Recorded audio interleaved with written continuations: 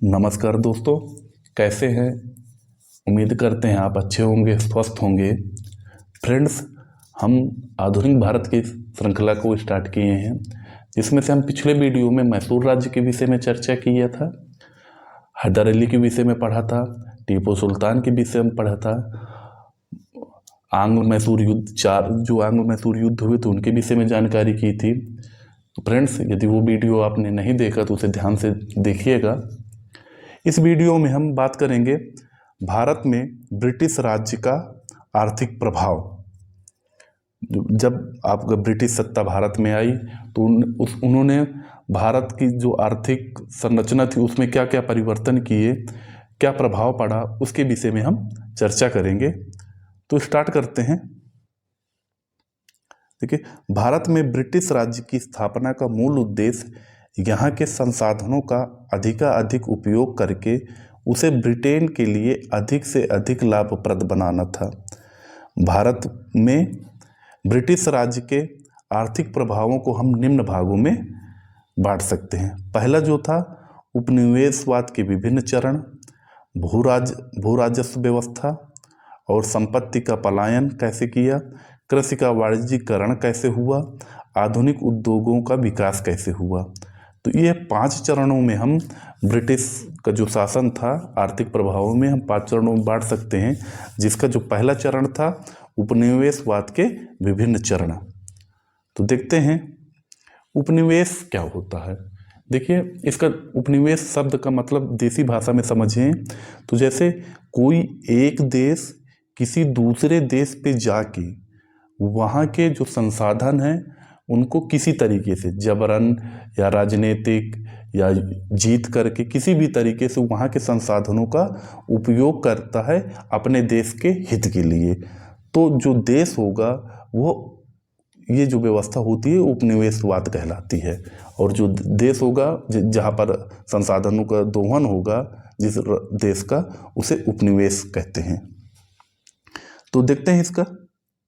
साम्राज्यवाद से पहले की अवस्था को विद्वानों ने उपनिवेशवाद की संज्ञा दी, जिसका अभिप्राय है एक विदेशी क्षेत्र पर प्रत्यक्ष शासन द्वारा हर प्रकार से लाभ कमाना होता है। आगे देखिए, साम्राज्यवादी शक्ति द्वारा अपने हित में चलाए गए कार्यक्रम एवं नीति यही उपनिवेश के शोषण का कारण बनती है। जो रजनी पाम दत्त का इंडिया टुडे क्वेश्चन पूछा गया है, इंडिया टुडे के रचनाकार कौन है? रजनी पाम दत्त को सभी विद्वान एक साथ स्वीकार करते हैं। औपनिवेशिक अर्थव्यवस्था का उत्तम ग्रंथ जो इंडिया टुडे है, आज का भारत जिसे हिंदी में कहेंगे, उसे एक पुस्तक का नाम है जो औपनिवेशिक अर्थव्यवस्था के विषय में जानकारी देता है। इसमें मार्क्स के विचारों एवं टिप्पणियों को इंगित करके एक सिद्धांत प्रस्तुत किया गया है। देखते हैं वो सिद्धांत क्या था। आगे देखें। भारत में अंग्रेजों के शोषण प्रवृत्तियों के 3 चरण में विभक्त किया है। पहला था वाणिज्य पूंजीवाद का चरण, दूसरा आपका औद्योगिक पूंजीवाद का चरण, तीसरा था वित्तीय पूंजीवाद का चरण। आपका जो वाणिज्यिक पूंजीवाद का चरण था वो 1757 से 1813 तक था। औद्योगिक पूंजीवाद का जो चरण था 1813 से 1857 तक था। और जो वित्तीय पूंजीवाद का चरण था वो 1858 से 1947 तक था। फ्रेंड्स, इसे ध्यान से देखते जाइएगा, कहानी को अच्छे से सुनते जाइएगा, आपको पूरा स्ट्रक्चर दिमाग में बस जाएगा, जिससे आपके जो क्वेश्चन पूछे जाएंगे वो कभी गलत नहीं हो सकते। तो देखते हैं, उपनिवेशवाद इन तीनों अवस्था शोषण के विभिन्न रूपों से संबंधित है। आर्थिक पक्ष ही उपनिवेशवाद की अर्थ अवस्था परिवर्तन के लिए मौलिक रूप से जिम्मेदार होती है। यानी उपनिवेश में आर्थिक पक्ष ही ध्यान रखा जाता है। आगे देखते हैं। जो प्रथम अवस्था थी, आपका प्रथम अवस्था वाणिज्यिक पूंजीवाद की थी। देखिए, भारत में ब्रिटिश उपनिवेशवाद की शुरुआत हो गई थी 1757 ईस्वी से, जब प्लासी के युद्ध में आपका प्लासी के युद्ध के साथ ही ईस्ट इंडिया कंपनी बंगाल में अपना प्रभुत्व स्थापित कर लेती है। इस अवस्था में कंपनी ने अपने दो उद्देश्य निर्धारित किए थे। पहला जो उद्देश्य था, भारत के साथ व्यापार पर एकाधिकार कायम करना, क्योंकि ऐसी अनुकूल परिस्थिति बनने पर ही कंपनी भारत से न्यूनतम मूल्य पर सामान खरीद सकती थी और उसे अधिक मूल्य पर बेच सकती थी जब पूर्ण रूप से बाजार पर कब्जा होगा। आगे देखते हैं। कंपनी का दूसरा उद्देश्य था भारत की सत्ता पर अपना नियंत्रण स्थापित करना और राजस्व पर एकाधिकार प्राप्त करना। आगे देखते हैं। प्लासी और बक्सर का युद्ध, प्लासी का युद्ध 1757, बक्सर का 1764। युद्ध के बाद अंग्रेजों का बंगाल पर एकाधिकार हो जाता है। इस प्रकार विजित क्षेत्र की सरकारी आय पर भी उसका नियंत्रण हो जाता है। 18वीं शताब्दी के दौरान जो धन भारत से इंग्लैंड भेजा गया वह व्यापार वाणिज्य के जरिए नहीं बल्कि भारत के शोषण के जरिए भेजा गया था। फ्रेंड्स, ध्यान से कहानी को सुनते जाइएगा। कंपनी का एक लक्ष्य भारतीय हस्तशिल्प उद्योग बना, जिस पर एकाधिकार नियंत्रण के लिए शक्ति का इस्तेमाल किया गया। आगे देखते हैं। कंपनी के करते क्या हैं? कंपनी के एजेंटों के अत्याचारों से देसी बुनकर बाजार मूल्य से कम मूल्य पर कपड़ा तैयार करने के लिए विवश हो गए। यानी इतना ज़्यादा शोषण होने लगा कि जो बुनकर थे वो अपने माल को सस्ते दाम पर बेचने के लिए विवश हो गए। इस प्रकार उपनिवेशवाद के प्रथम चरण में कंपनी का एकमात्र उद्देश्य किसी तरह से यहाँ धन को लूटना था। प्रसिद्ध इतिहासकार जो थे पर्सिवल स्पीयर ने कहा था कि अब बंगाल में खुला तथा बेशर्म लूट का काल आरंभ हुआ। इस कोटेशन को याद रखिएगा। ये स्टेटमेंट किसने दिया था? स्पीयर ने दिया था।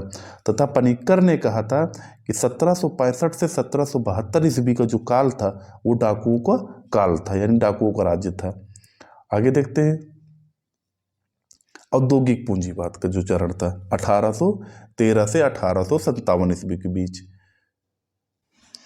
19वीं शताब्दी के आरंभ तक इंग्लैंड में औद्योगिक क्रांति के कारण वाणिज्यिक पूंजी का वर्चस्व स्थापित हो गया।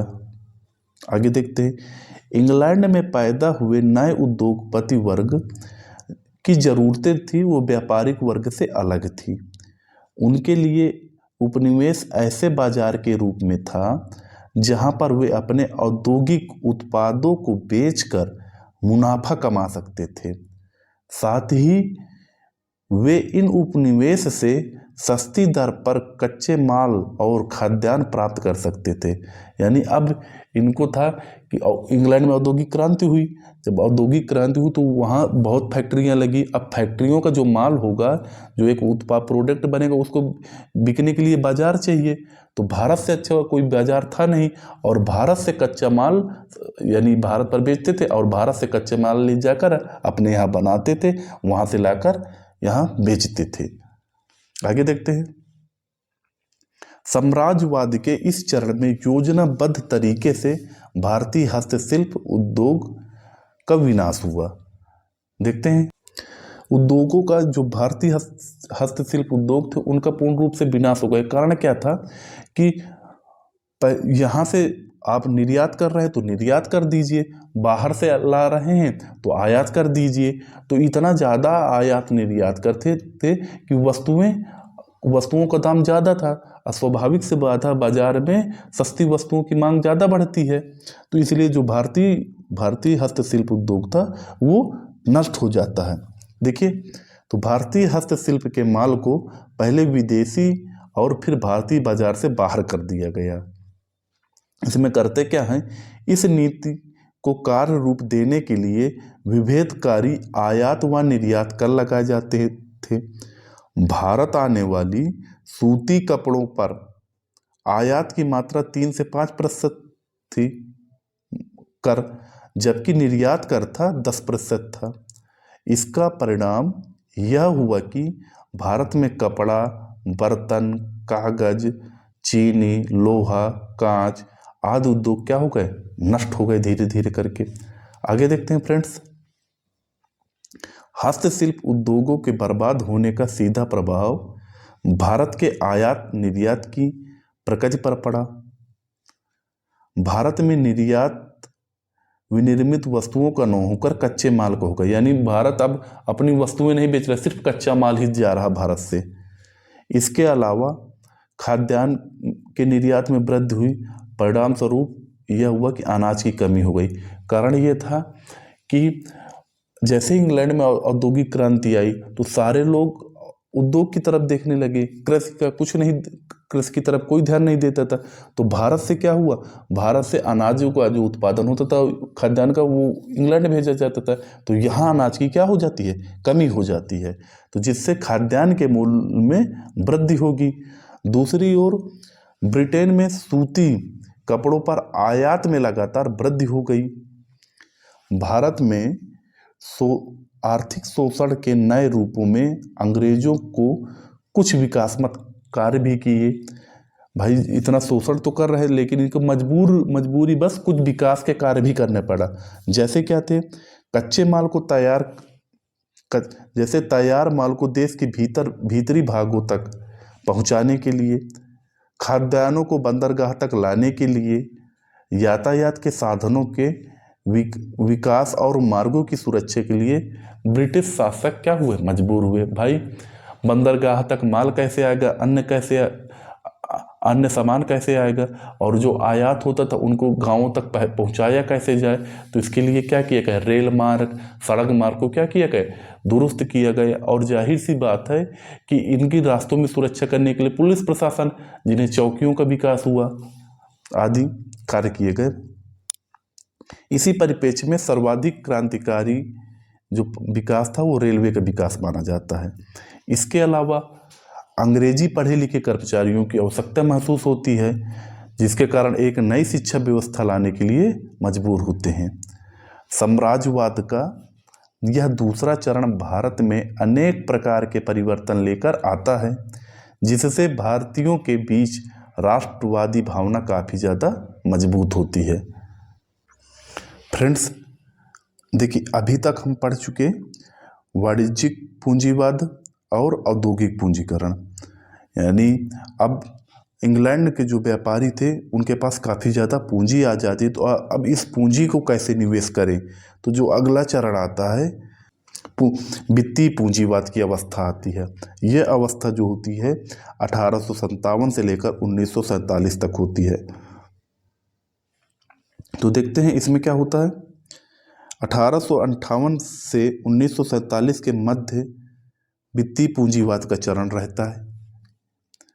1857 के विद्रोह के पश्चात ब्रिटेन के पूंजीपतियों ने भारत में बड़े पैमाने पर पूंजी का निवेश किया। इसके कारण थे, पहला कारण था ब्रिटेन में औद्योगिक विकास हुआ और औपनिवेशिक बाजार के शोषण के फलस्वरूप अपार पूंजी हुई। यानी यहाँ पर भारत से शोषण कर ही रहे थे और औद्योगिक क्रांति हो गई तो उनके पास धन की मात्रा काफ़ी ज़्यादा हो गई, तो इसे कहीं पर निवेश किया जाए। भारत के विशाल बाजार पर कब्जा करने के महत्व से उद्योगपतियों का परिचित होना और भारत में सबसे सस्ते श्रम की उपलब्धता का लोभ आदि ने भारत में पूंजी निवेश के द्वार खड़ा किया। आगे देखते हैं।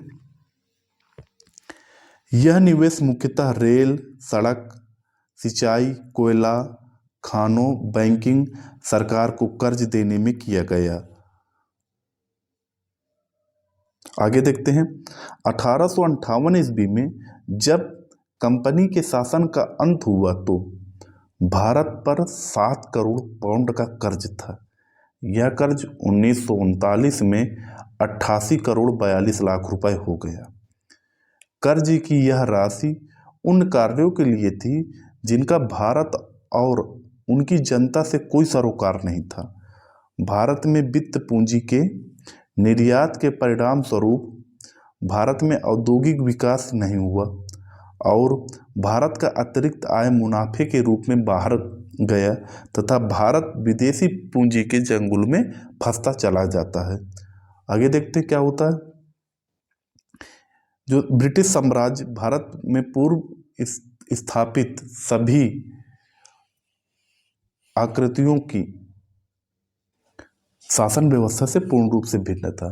देखिए, इससे पहले जो भी भारत पर आक्रमण करते थे या तो वो भारतीय होते थे, लूट कर चले जाते थे, या वो भारत में रहकर भारतीय बनकर निवास किए हैं। लेकिन जो अंग्रेज जो थे वो शुरू से लेकर अंत तक, यानी 1757 से लेकर 1947 तक सिर्फ लूटने का कार्य किया है। और किसी भी प्रकार का विकास का कार्य यदि किया भी है तो वो अपने आर्थिक लाभ के लिए किया है। उनका मेन मोटो जो था वो भारत का शोषण ही था। फ्रेंड्स, यदि आपको वीडियो से थोड़ी सी भी हेल्प मिली हो तो इसे लाइक एवं शेयर करना ना भूलें। मिलते हैं अगले पार्ट में हम, जिसमें हम पढ़ेंगे भू राजस्व व्यवस्था। मोस्ट इम्पॉर्टेंट जो अगला वीडियो होगा, इससे अगले वीडियो से अक्सर क्वेश्चन पूछे जाते हैं। तो मिलते हैं अगले भाग में, तब तक के लिए धन्यवाद, नमस्कार।